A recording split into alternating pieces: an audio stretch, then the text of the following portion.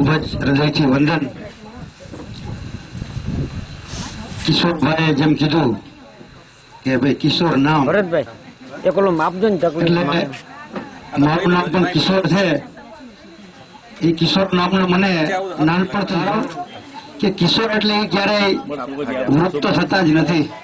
કિશોર એટલે 13 વર્ષ પહેલાની અવસ્થા હોય એવું બધા કહે છે। કિશોરભાઈ રાજપરાને જોયેલા ઘણા સમયથી કુતિયાણાની અંદર તેઓ સર્વિસ કરતા, અપ ટુ ડેટ કપડા, જેમ હમણાં ભાઈ જ વાત કરી હતી રૂપાણીભાઈએ કે દેવાનંદ, તો હું એને જોતો કુતિયાણામાં જયારે હું બીજા ભેગો નોકરી કરતો ત્યારે જોતો કે ભાઈ આ વ્યક્તિ કંઈક આમ જુદી છે એમ। તો આ પરિચયમાં આવવાનું છું અમારા મિત્ર અશોકભાઈ દ્વારા। અશોકભાઈએ વાત કરી કે ભાઈ કિશોરભાઈ રાજપરા નામની વ્યક્તિ છે અને એને મળવા જેવું છે। મારો મૂળ શોખ માણસોને મળવાનો, ક્યાંક મેળાવડા થતા હોય, ગમે તે કાર્યક્રમ હોય, સેવાના હોય, કોઈ બીજો હોય, ઉત્સવ હોય, તો ખાસ કરીને એમાં જવાનું થતું હોય તો એ મજા આવે। તો જયારે પહેલી વખત અમે લગભગ આવ્યા હતા અશોકભાઈ ને બધા, ત્યારે જોયો, મેં કીધું ના ખરેખર કિશોરભાઈની જે મહેનત છે, પર્યાવરણ પ્રત્યેનો જેનો પ્રેમ છે, મારો પાછો બીજો વ્યવસાયની રીતે હું જોઉં તો હું પણ પ્રકૃતિ સાથે સંકળાયેલ વ્યક્તિ કહેવાય કે ફ્લાવર ડેકોરેશનનો બિઝનેસ છે, રિયલ ફ્લાવર, આર્ટિફિશિયલ ફ્લાવર્સ અને હોર્ટિકલ્ચરની જેમ વાત કરી હતી, તો એમાં પણ ઘણી વખત જવાની ઈચ્છા હતી, એમાં કોમ્પિટિશનમાં પણ ભાગ લીધેલી।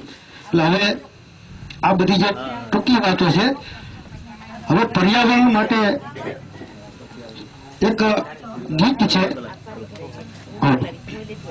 જે મનાડે સાહેબે ગાયેલું છે, આપણે બધાને ખ્યાલ હશે કે એની અંદર મનાડે સાહેબે ઘણું બધું એવું સરસ રીતે ગુજરાતી સુગમ ગીત ગાયેલ છે।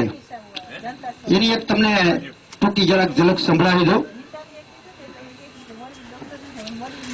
પંખીઓએ કલ શોર કર્યો ભાઈ, ધરતીને સૂરજ ચૂમ્યો, પંખીઓએ કલ શોર કર્યો ભાઈ, ધરતીને સૂરજ ચૂમ્યો, કુથલી લઈને સાંજનો સમીર આજ વન વન ઘૂમ્યો, વન વન ઘૂમ્યો। પંખીઓએ કલ શોર કર્યો ભાઈ, ધરતીને સૂરજ ચૂમ્યો, પંખીઓએ કલ શોર કર્યો ભાઈ, ધરતીને સૂરજ ચૂમ્યો, કુથલી લઈને સાંજનો સમીર આજ વન વન ઘૂમ્યો, વન વન ઘૂમ્યો, વન વન ઘૂમ્યો। હે પ્રગટ્યા દીવા કંઈક ચપ ચપ ઉઘડી ગગન બારી, પ્રગટ્યા દીવા કંઈક ચપ ચપ ઉઘડી ગગન બારી, તાળી દીએ કરી ઠેકડી તીંડો ડોળી આવી ધનારી, આવી ધનારી, તાળી દીએ કરી ઠેકડી તીંડો ભમરાસી સોટી વગાડે, તાળી દીએ કરી ઠેકડી તીંડો ભમરાસી સોટી વગાડે, જોવા તમાશો આગિયા આવ્યા બત્તી લઈ દ્વારે દ્વારે, બત્તી દ્વારે દ્વારે।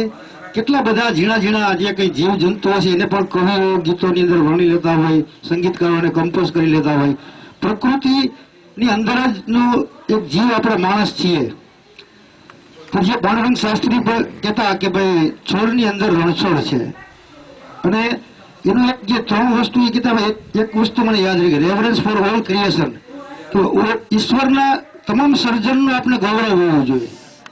એક એક પાંદડું, એક એક ડાળખું, એક એક કાંટો, આ તમામનું આપણે ગૌરવ હોય એવું સરસ મજાનું જીવન જે જીવી ગયા છે એવા અમારા કિશોરભાઈ। મને પણ એમ પહેલા મને ભલે કિશોર તો છું, પણ મારું જીવન પણ આ જ રીતના લાંબુ ટકે અને કઈ કઈ પ્રવૃત્તિઓ થાય, સેવાકીય પ્રવૃત્તિ ઓછી થાય છે, પણ પ્રેરણા મળે છે કે ભાઈ સેવાકીય પ્રવૃત્તિ પણ જરૂરી છે, કલ્ચરલ એક્ટિવિટી વધારે થાય છે।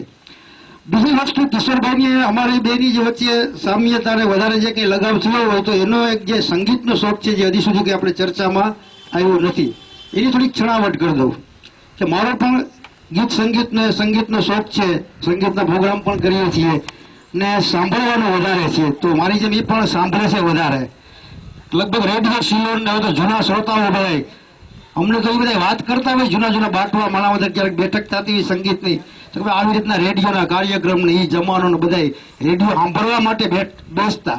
અત્યારે તો બધી વસ્તુ હાથમાં આવી ગઈ પણ મજા નથી આવી, જે કઈ મજા એની જે માયણી છે રેડિયો સિલોનની વાતો પણ આજે થોડીક કરશે એવી હું આશા રાખું છું। અને મારા તરફથી ખૂબ ખૂબ શુભેચ્છા।